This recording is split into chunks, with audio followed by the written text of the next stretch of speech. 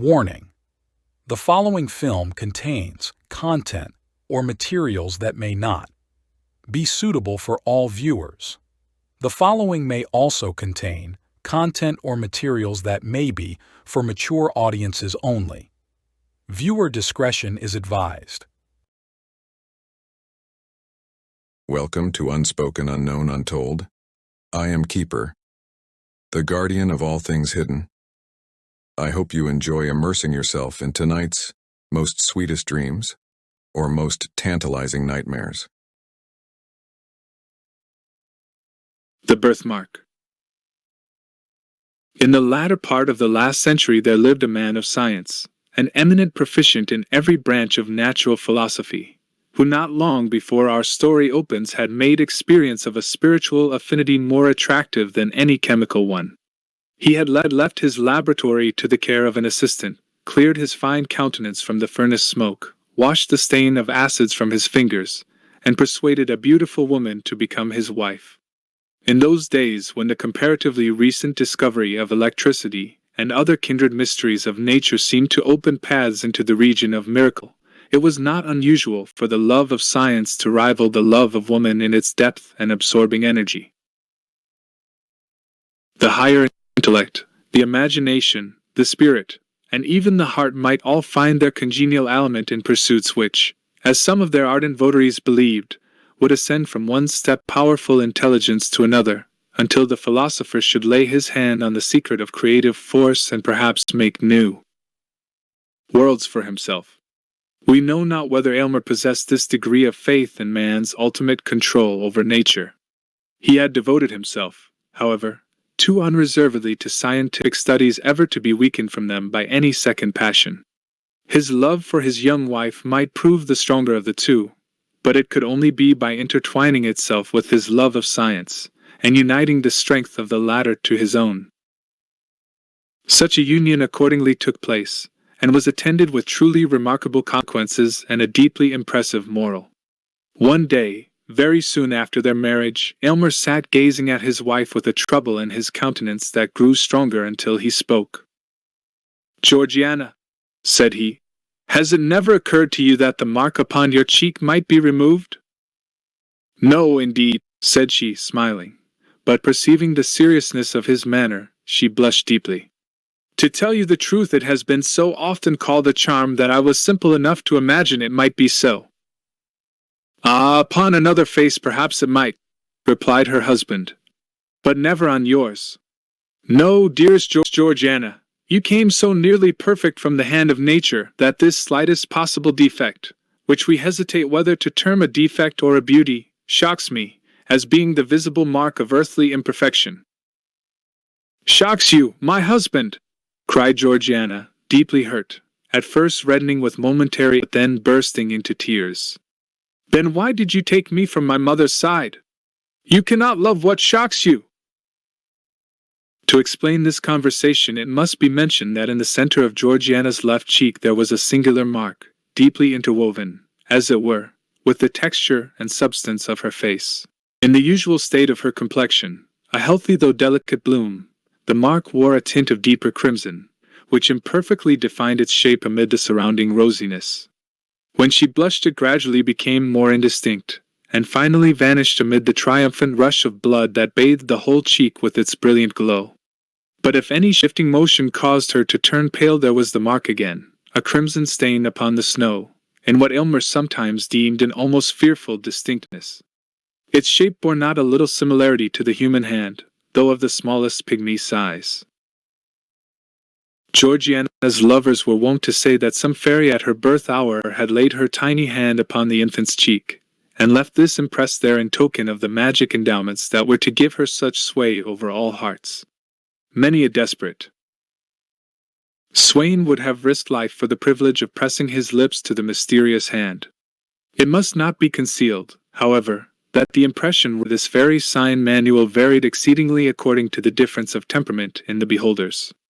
Some fastidious persons, but they were exclusively of her own sex, affirmed that the bloody hand, as they chose to call it, quite destroyed the effect of Georgiana's beauty and rendered her countenance even hideous.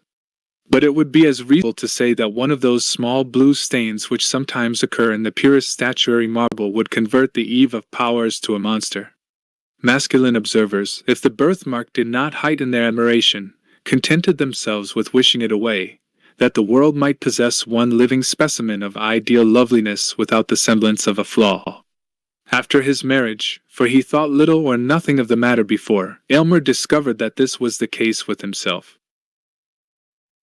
Had she been less beautiful, if Endy's self could have found aught else to sneer at, he might have felt his affection heightened by the prettiness of this mimic hand, now vaguely portrayed, now lost, now stealing forth again and glimmering to and fro with every pulse of emotion that throbbed within her heart, but seeing her otherwise so perfect, he found this one defect grow more and more intolerable with every moment of their united lives.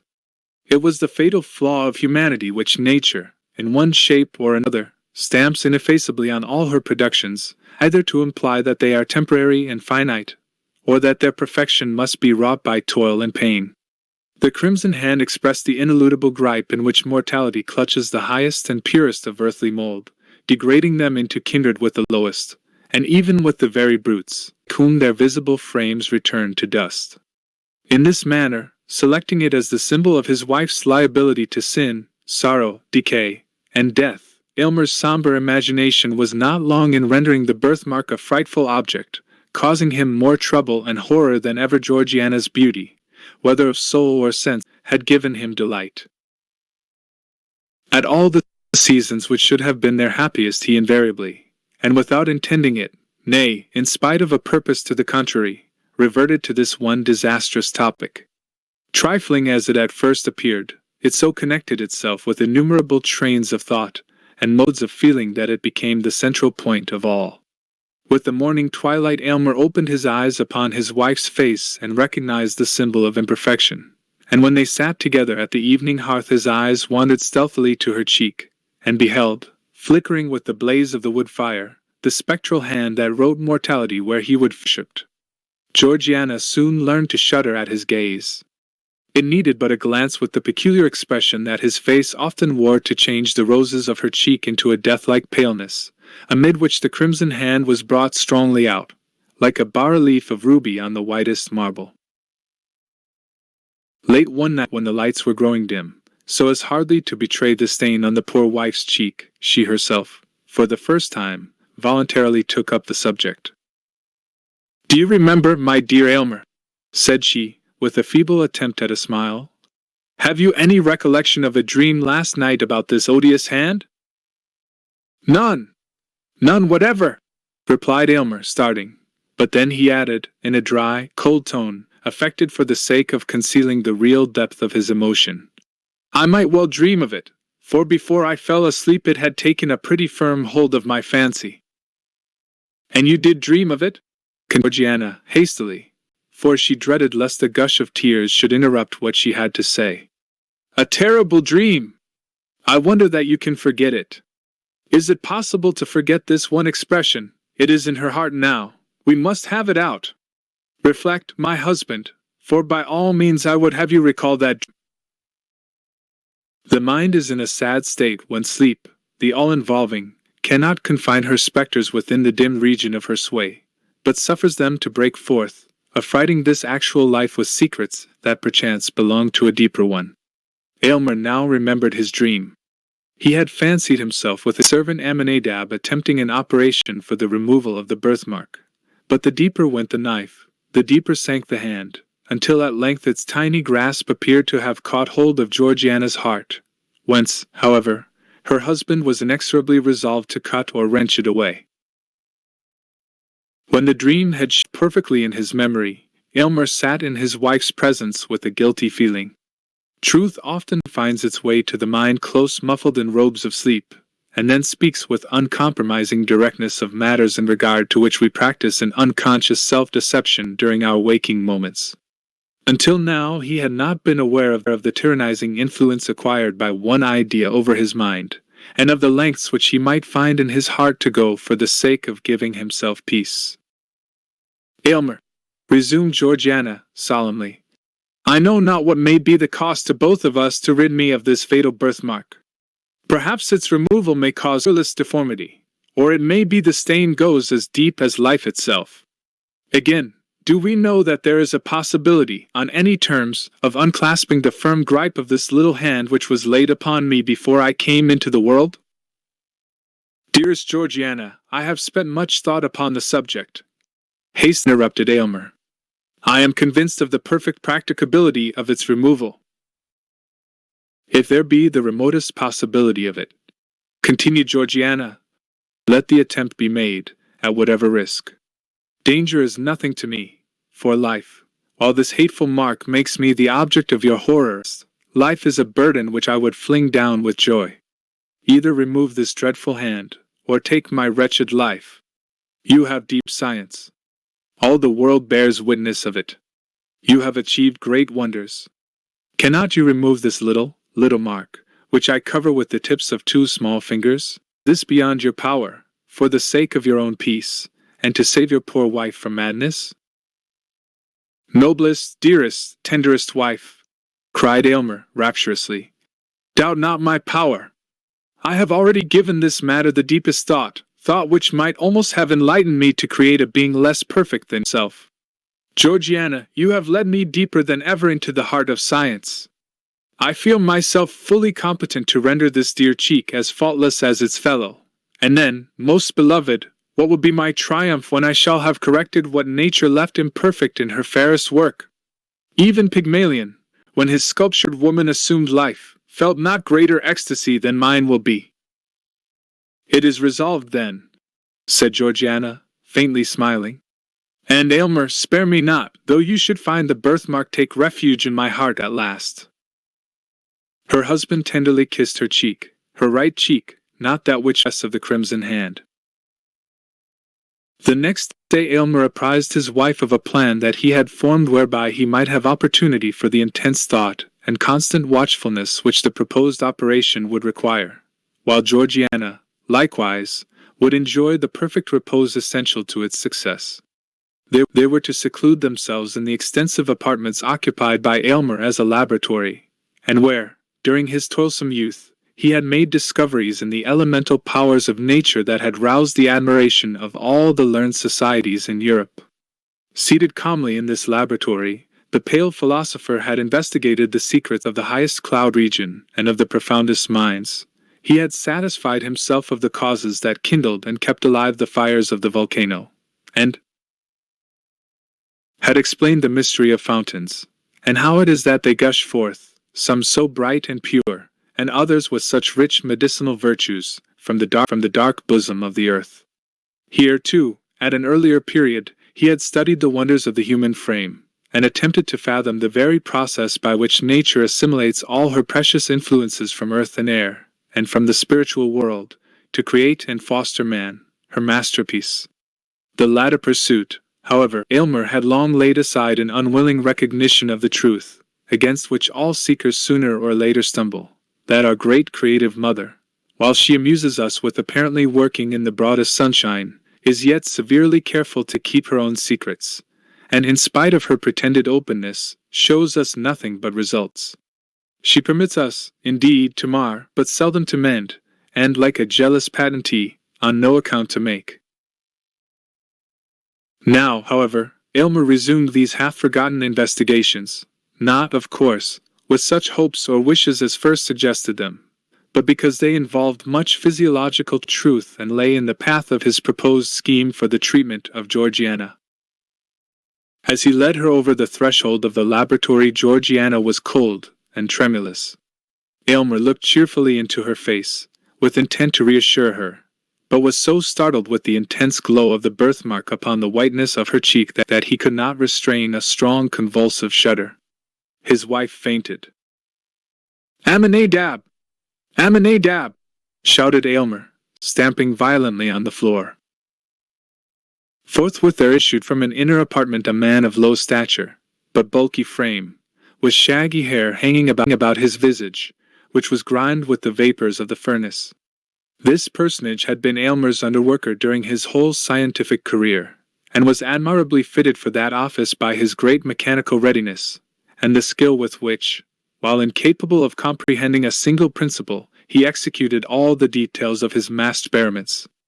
With his vast strength, his shaggy hair, his smoky aspect, and the indescribable earthiness that encrusted him, he seemed to represent man's physical nature, while Aylmer's slender figure and pale, intellectual face were no less apt a type of the spiritual element.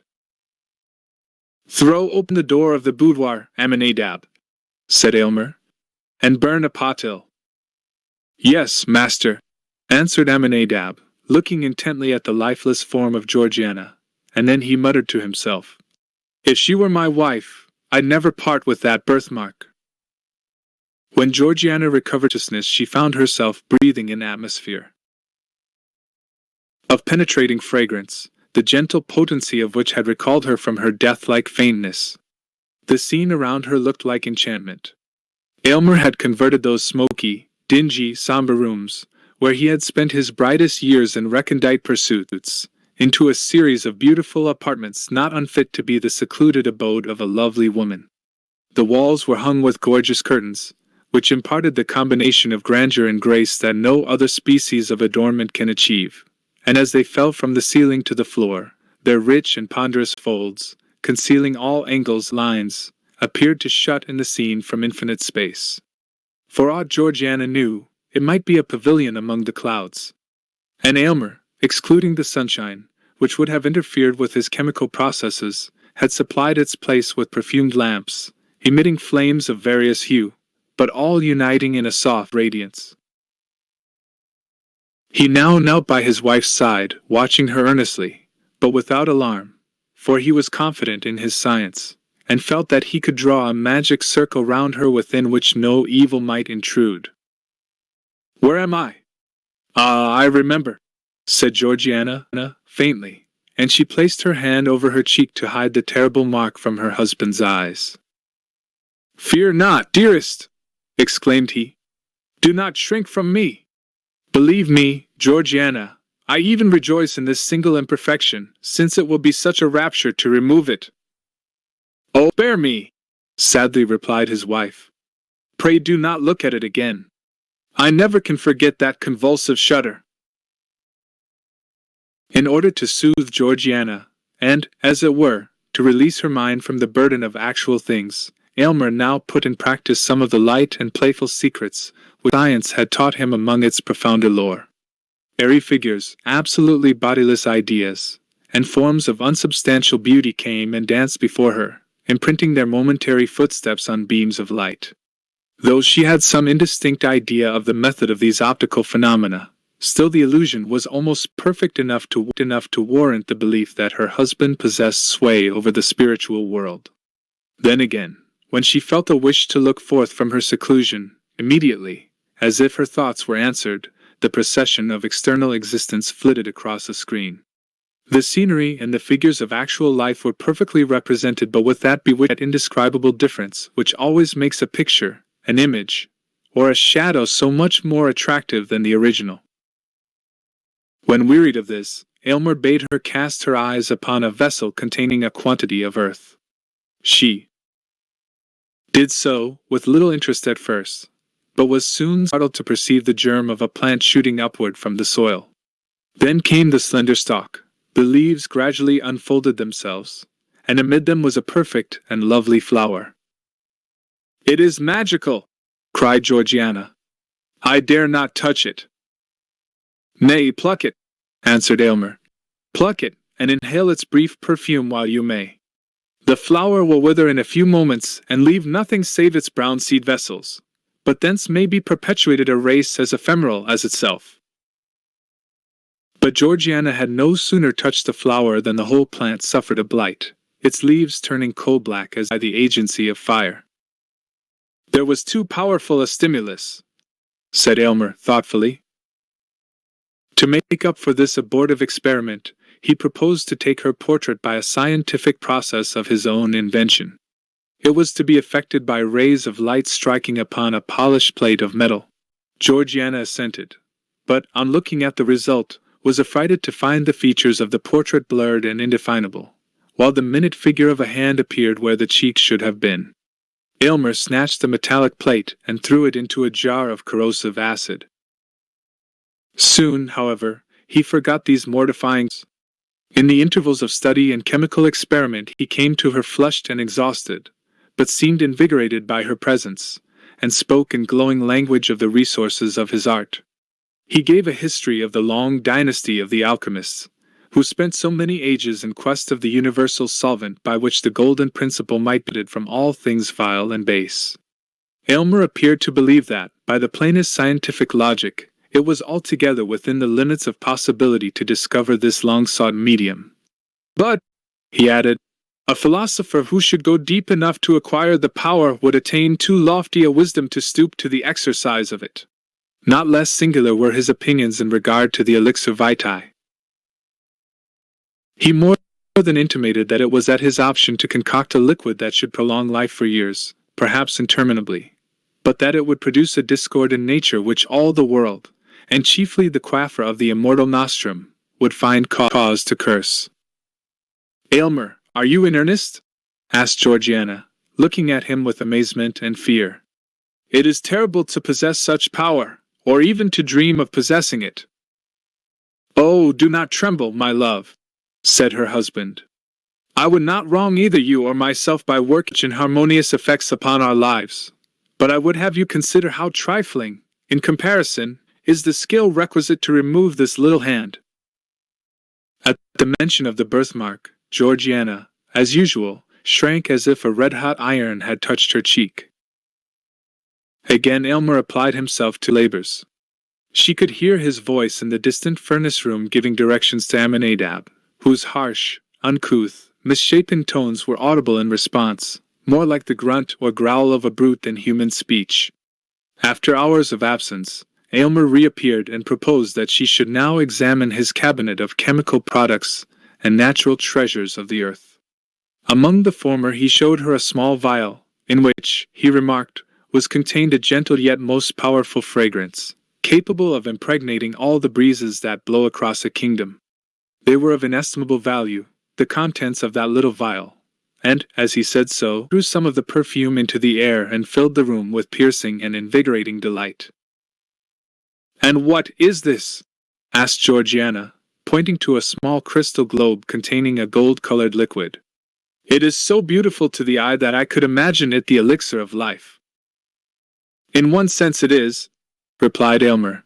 "Or rather, the elixir of immortality. It is the most precious poison that ever was concocted in this world. By its aid I could apportion the lifetime of any mortal at whom you might point your finger.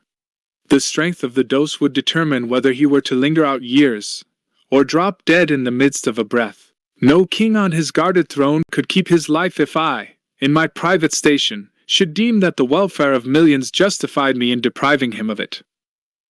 "Why do you keep such a terrific drug?" inquired Georgiana in horror. "Do not mistrust me, dearest," said her husband, smiling. "Its virtuous potency is yet greater than its harmful one. But see! Here is a powerful cosmetic. With a few drops of this in a vase of water, freckles may be washed away as easily as the hands are cleansed. A stronger infusion would take the blood out of the cheek, and leave the rosiest beauty a pale ghost." "Is it with this lotion that you intend to bathe my cheek?" asked Georgiana, anxiously. "Oh no," hastily replied her husband. "This is merely superficial. Your case demands a remedy that shall go deeper." In his interviews with Georgiana, Aylmer generally made inquiries as to her sensations and whether the confinement of the rooms and the temperature of the atmosphere agreed with her. These questions had such a particular drift that Georgiana began to conjecture that she was already subjected to certain physical influences, either breathed in with the fragrant air or taken with her food. She fancied likewise, but it might be altogether fancy, that there was a stirring up of her system, a strange, indefinite sensation creeping through her veins, and tingling, half painfully, half pleasurably, at her heart. Still, whenever she dared to look into the mirror, there she beheld herself pale as a white rose and with the crimson birthmark stamped upon her cheek. Not even Aylmer now hated it so much as she. To dispel the tedium of the hours which her husband found it necessary to devote to the processes of combination and analysis, Georgiana turned over the volumes of his scientific library. In many dark old tomes she met with chapters full of romance and poetry. They were the works of philosophers of the Middle Ages, such as Albertus Magnus, Cornelius Agrippa, Paracelsus, and the famous friar who created the prophetic brazen head.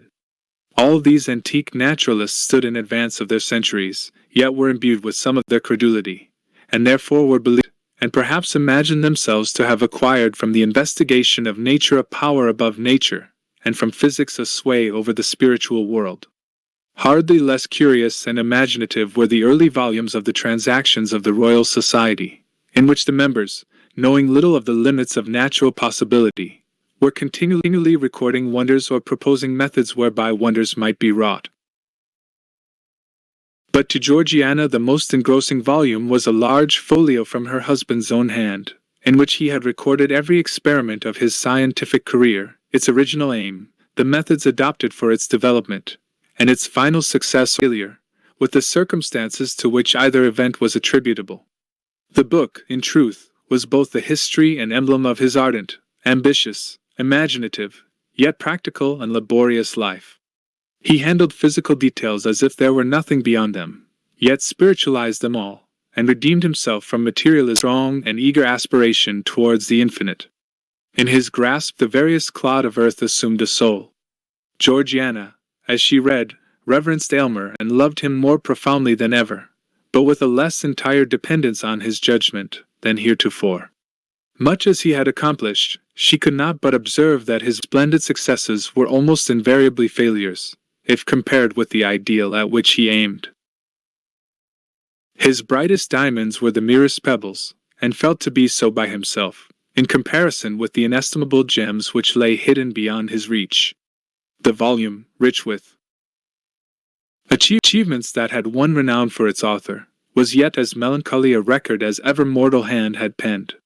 It was the sad confession and continual exemplification of the shortcomings of the composite man, the spirit burdened with clay and working in matter, and of the despair that assails the higher nature at finding itself so miserably thwarted by the earthly part. Perhaps every man of genius, in whatever sphere, might recognize the image of his own experience in Aylmer's journal. So deeply did these reflections affect Georgiana that she laid her face upon the open volume and burst into tears. In this situation she was found by her husband. "It is dangerous to read in a sorcerer's books," said he with a smile, though his countenance was uneasy and displeased. "Georgiana, there are pages in that volume which I can scarcely glance over and keep my senses. Take heed lest it prove as detrimental to you." "It has made me worship more than ever," said she. "Ah, wait for this one success," rejoined he. "Then worship me if you will. I shall deem myself hardly unworthy of it. But come, I have sought you for the luxury of your voice. Sing to me, dearest."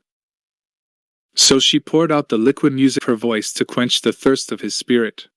He then took his leave with a boyish exuberance of gaiety, assuring her that her seclusion would endure but a little longer, and that the result was already certain. Scarcely had he departed when Georgiana felt irresistibly impelled to follow him. She had forgotten to inform Aylmer of a symptom which 2 or 3 hours past had begun to excite her attention. It was a sensation in the fatal birthmark, not painful, but which induced a restlessness throughout her system.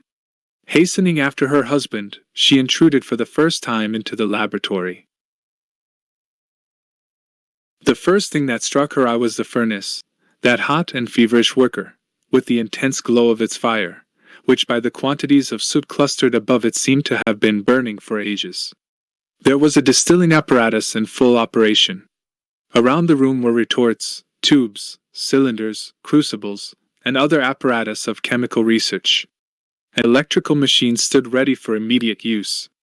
The atmosphere felt oppressively close, and was tainted with gaseous odors which had been tormented forth by the processes of science. The severe and homely simplicity of the apartment, with its naked walls and brick pavement, looked strange, accustomed as Georgiana had become to the fantastic elegance of her boudoir. But what chiefly, indeed almost solely, drew her attention was the aspect of Aylmer himself. He was pale as death, anxious and absorbed, and hung over the furnace as if it depended upon his utmost watchfulness whether the liquid which it was distilling should be the draught of happiness or misery. How different from the sanguine and joyous mien that he had assumed for Georgiana's encouragement. "Carefully now, Aminadab, carefully, thou human machine, carefully, thou man of clay," muttered Aylmer, more to himself than his assistant. "Now, if there be a thought too much or little, it is all over." "Ho! Ho!" mumbled Aminadab. "Look, master! Look!" Aylmer raised his eyes hastily, and at first reddened, then grew paler than ever, on beholding Georgiana. He rushed towards her, and seized her arm with a gripe that left of his fingers upon it. "Why do you come hither? Have you no trust in your husband?" cried he, impetuously. "Would you throw the blight of that fatal birthmark over my labors? It is not well done. Go, prying woman, go!" "Nay, Aylmer," said Georgiana with the firmness she possessed no stinted endowment. "It is not you that have a right to complain. You mistrust your wife. You have concealed the anxiety with which you watched the development of this experiment. Think not so unworthily of me, my husband. Tell me all the risk we run, and fear not that I shall shrink, for my share in it is far less than your own." "No, no, Georgiana," said Aylmer, impatiently. "It must not be." "I submit," replied she calmly. "And Aylmer, I shall quaff whatever draught you bring me, but it will be on the same principle that would induce me to take a dose of poison if offered by your hand." "My noble wife," said Aylmer, deeply moved, "I knew not the height and depth of your nature until now. Nothing shall be concealed. Know, then, that this crimson hand, superficial as it seems, has clutched its grasp into your being with a strength of which I had no previous conception. I have already administered agents powerful enough to do aught except to change your entire physical system. Only one thing remains to be tried. If that fail us, we are ruined." "Why did you hesitate to tell me this?" asked she. "Because, Georgiana," said Aylmer, in a low voice, "there is danger." "Danger? There is but one danger, that this horrible stigma shall be left upon my cheek," cried Georgiana. Remove it, whatever be the cost, or we shall both go mad." "Heaven knows your words are too true," said Aylmer sadly. "And now, dearest, return to your boudoir. In a little while all will be tested." He conducted her back and took leave of her with a solemn tenderness which spoke far more than his words how much was now at stake. After his departure Georgiana became wrapped in musings. She considered the character of Aylmer, and did it completer justice than at any previous moment. Her heart exulted, while it trembled, at his honorable love, so pure and lofty that it would accept nothing less than perfection, nor miserably make itself contented with an earthlier nature than he had dreamed of. She felt how much more precious was such a sentiment than that kind which would have borne with the imperfection for her sake, and have been guilty of treason to holy love by degrading its perfect idea to the level of the actual. And with her whole spirit she prayed that, for a single moment, she might satisfy his highest and deepest conception. Longer than one moment she well knew it could not be, for his spirit was ever on the march, ever ascending, and each instant required something that was beyond the scope of the instant before. The sound of her husband's footsteps aroused her. He bore a crystal goblet containing a liquor colorless as water, but bright enough to be the draught of immortality. Aylmer, but it seemed rather the consequence of a highly wrought state of mind and tension of spirit than of fear or doubt. "The concoction of the draught has been perfect," said he, in answer to Georgiana's look. "Unless all my science have deceived me, it cannot fail." "Save on your account, my dearest Aylmer," observed his wife. "I might wish to put off this birthmark of mortality by relinquishing mortality itself in preference to any other mode. Life is but a sad possession to those who have attained precisely the degree of moral advancement at which I stand. Were I weaker and blinder, it might be happiness. Were I stronger, it might be endured hopefully. But being what I find myself, methinks I am of all mortals the most fit to die." "You are fit for heaven without tasting death," replied her husband, But why do we speak of dying? The draught cannot fail. Behold its effect upon this plant. On the window seat there stood a geranium diseased with yellow blotches, which had overspread all its leaves. Aylmer poured a small quantity of the liquid upon the soil in which it grew. In a little time, when the roots of the plant had taken up the moisture, the unsightly blotches began to be extinguished in a living verdure. There needed no proof, said Georgiana, quietly. Give me the goblet. I joyfully stake all upon your word. Drink then, thou lofty creature, exclaimed Aylmer, with fervid admiration. There is no taint of imperfection on thy spirit. Thy sensible frame, too, shall soon be all perfect. She quaffed the liquid and returned the goblet to his hand. It is grateful, said she with a placid smile. Methinks it is like water from a heavenly fountain, for it contains I know not what of unobtrusive fragrance and deliciousness. It allays a feverish thirst that had parched me for many days. Now, dearest, let me sleep. My earthly senses are closing over my spirit like the leaves around the heart of a rose at sunset. She spoke the last words with a gentle reluctance, as if it required almost more energy than she could command to pronounce the faint and lingering syllables. Scarcely had they loitered through her lips ere she was lost in slumber. Aylmer sat by her side, watching her aspect with the emotions proper to a man, the whole value of whose existence was involved in the process now to be tested. Mingled with this mood, however, was the philosophic investigation characteristic of the man of science. Not the minutest symptom escaped him. A heightened flush of the cheek, a slight irregularity of breath, a quiver of the eyelid, a hardly perceptible tremor through the frame, such were the details which, as the moments passed, he wrote down in his folio volume. Intense thought had set its stamp upon every previous page of that volume, but the thoughts of years were all concentrated upon the last. While thus employed, he failed not to gaze often at the fatal hand, and not without a shudder.